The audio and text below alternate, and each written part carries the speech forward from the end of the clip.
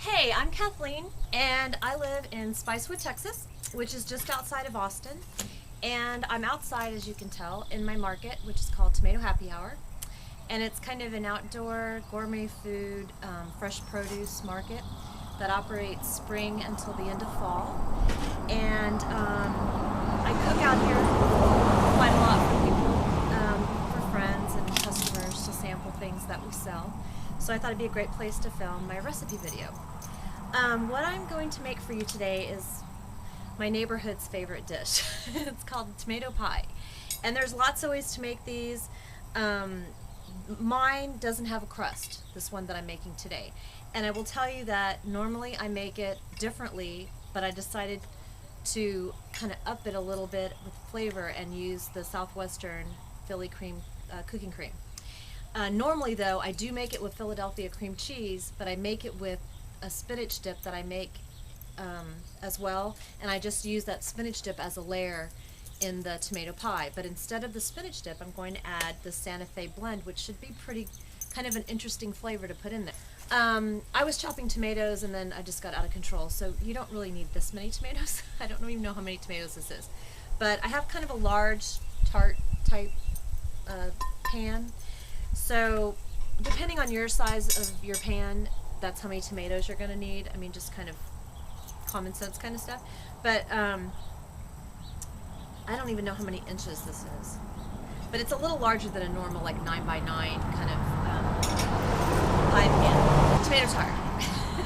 Alright, so here's how you start. First, you get your pan, and you just take some olive oil and just put it in the bottom. You don't want to put a ton. You can get the top off.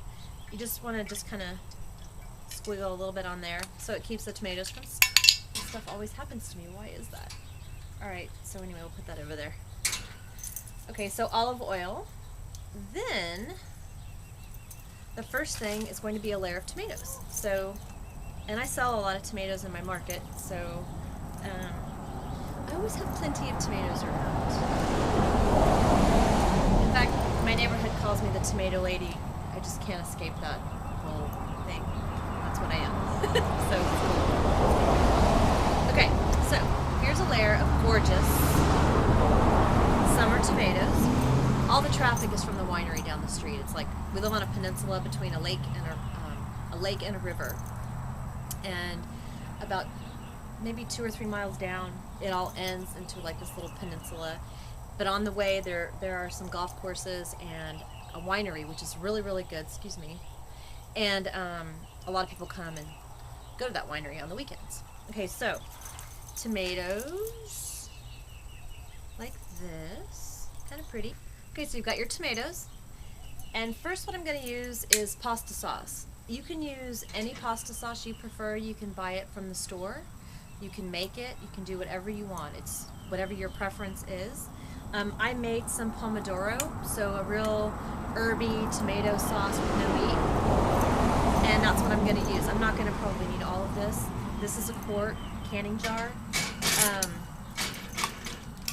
So first I'm just going to kind of, not too much, just kind of enough to kind of cover it up a little bit. Alright, so that's like that. And then I think what we'll do next is cream, which we don't want to waste any of it, so I'm just going to go like that, and you get it all. Okay.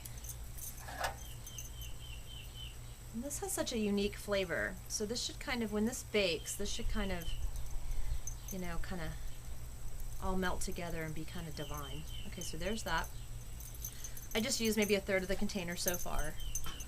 Alright, and now we're going to use some fresh mozzarella. I kind of always have those fresh mozzarella loaves around in the summer because I make a lot of margarita pizzas. I love those.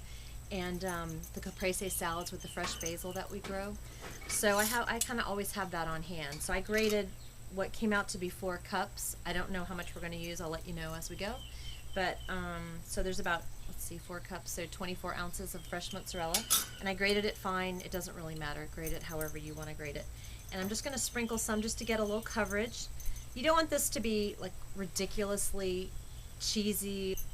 You don't want any one ingredient to take this dish over, so you kind of want to balance it as you go. Just use your own judgment. So far I've got my olive oil on the bottom, tomatoes sliced, pasta sauce of your choosing, and then the Southwestern Philly cream, cooking cream, and then some fresh mozzarella over that. And then I'm going to take garlic powder and just sprinkle a little bit of that on. And I'm going to walk over here real quick and grab some basil, cut it, and I'll be right back. Okay, so I've got some fresh basil. I'm going to move these tomatoes out of the way. I just rinsed it off when you weren't looking, so it's clean. And then I'm just going to kind of slice it. Stems and all. Basil smells so good. Alright, so just chop it all up. And basil is, it's kind of nice if you, when you can just curl all the leaves together and smush them together and just kind of cut it like that. So we're going to put, this is such a pungent herb. It doesn't take a lot to make it, to distribute the flavor. And it's actually better, the smaller that it's diced up, the more flavor you're going to release, in my opinion anyway. So just small, little diced up area, and just throw it around. And now we're going to put another layer of tomatoes.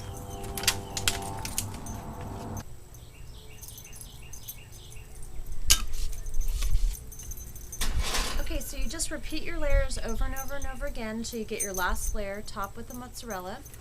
And then I put a little bit of basil here, and then I kind of toss it over with the cheese, because if it's on top completely, it'll kind of burn and it won't look very pretty.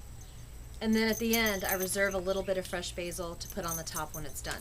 Okay, so, and then one trick after you get this all done like this is I just take a very small amount of olive oil and I just kind of drizzle it on the top, which adds both flavor and it kind of makes everything kind of bubble together, you know, whatever, if that's a word, whatever.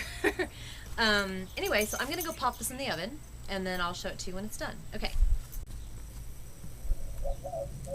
Hey, so I baked it at 400 degrees for about 40 minutes, middle rack, and it's, as you can tell, it's totally golden and bubbly and really hot. And I'll show you a little closer. Looks kind of like that, kind of gorgeous. Now, let me tell you the recipe will be on the website, of course, but